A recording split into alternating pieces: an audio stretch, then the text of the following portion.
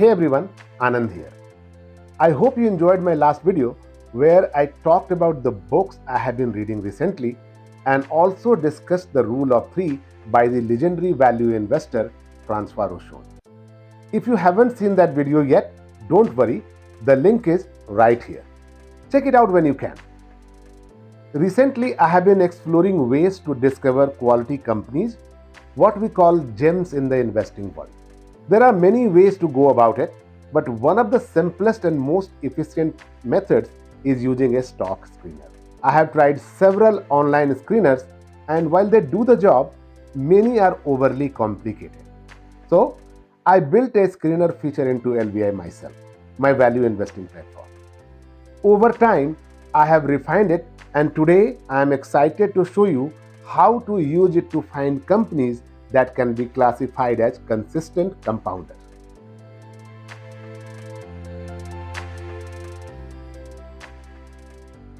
I first came across the term consistent compounders while reading Diamonds in the Dust by Saurabh Mukherjee. Saurabh is the founder and CIO of Marcellus Investment in India, and his book is an easy read packed with great insights, especially for the Indian market. So, what are consistent compounders? In short, they are companies that have consistently improved their fundamentals over a long period of time, as in the last 10 years, last 5 years, and last 3 years, and so on. Since they have been consistent in the past, the expectation is that they will continue to perform well in the future as well. This concept ties into Warren Buffett's famous philosophy that time is the friend of the wonderful business and the enemy of the mediocre. Let me break it down with a little science analogy. If you remember Newton's first law of motion, an object at rest stays at rest unless something moves it. An object in motion keeps moving the same way unless something forces it to stop or change direction. Now, let's bring that to investing. A great business will keep getting better over time, and a bad business often gets worse over time. And this is why investing in bad businesses, even when they seem cheap, is risky. Over time, their fundamentals may continue to get worse and you could end up losing money. When we identify companies that have consistently grown their fundamentals in the past, there is a strong likelihood they will continue performing well in the future. If we can also acquire them at a reasonable price, we position ourselves to achieve solid and sustainable returns over time. I hope this makes sense to you guys. Now that we understand consistent compounders, how do we find them? Let me show you how I use LVI's screener to identify these companies. To identify consistent compounders, the first step is to focus on steady revenue growth.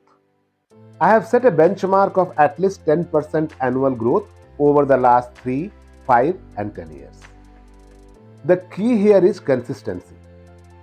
These companies must meet or exceed the 10% growth rate in each of these time periods. Why is this important? Well, revenue is the lifeblood of any business, and consistent growth is a strong indicator of a company's ability to expand its market presence and maintain demand for its products or services. When I apply this filter, I see over 1,300 companies that meet this criteria. Next, we narrow it down by looking at net income growth. I set the bar a little higher, at least 15% annual growth in each of the same time period as we talked about. Why higher? Because a higher net income growth than the revenue growth reflects operational efficiency, cost management, and better capital allocation skills. After applying this filter, we are left with around 240 companies. Profitability has already eliminated almost 80% of the initial list. Next, we also want to make sure that the net income growth has come from the underlying fundamentals of the business, and hence we check if these companies have been consistently earning high returns on the capital they use. This single metric tells a lot about company's profitability, and if the company has been able to earn good returns, that is 15% or more consistently over time, then we may have found our consistent compounders.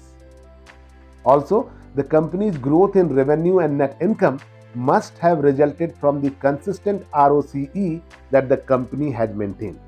So, this is another layer of protection for us.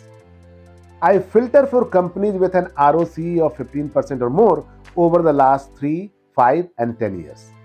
When I apply this, we are down to just 50 companies. Next, we want to make sure that the current financial health of the company is good as well.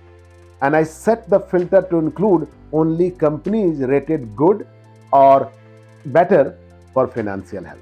This ensures they are not relying on excessive debt to fuel their growth.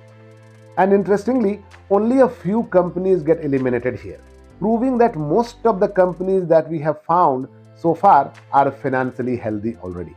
Conversely, we can also conclude that most of the consistent compounders are generally financially healthy.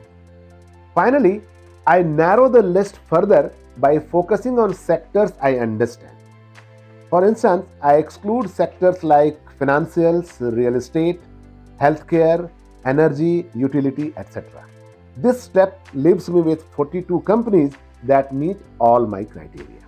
So, based on their performance over the last 10 years, these 42 companies qualify as consistent compounders. They have grown revenue and net income consistently, earned high returns on capital while maintaining a strong financial health. Some of the notable names on the list are, as you can see, Lululemon, Deckers Outdoor Corporation, Paycom Softwares, Arista Networks, Fortinet Inc., and the biggest of all, NVDA, ASML, and IBP.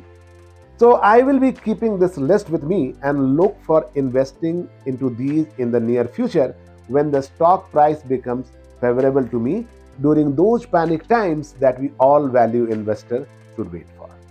But remember, investing is about the future, not the past.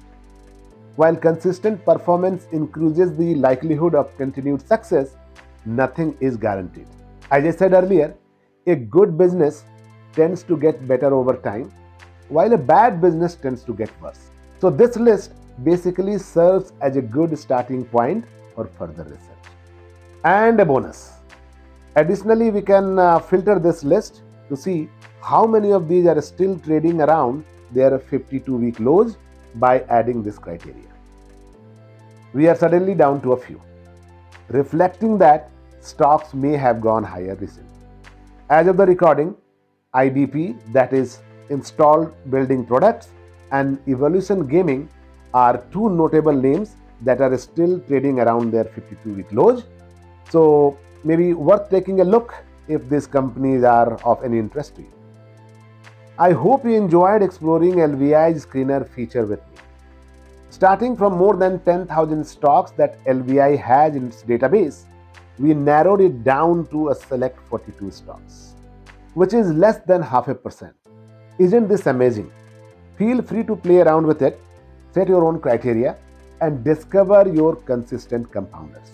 Let me know in the comments how it worked for you and what features you would like to see added into the screener, keeping in mind we have to keep the simplicity intact. If you enjoyed this video, don't forget to like it and leave a comment below. And if you're new here, consider subscribing for more value investing tips and insights. Thanks for watching, and I'll see you in the next one.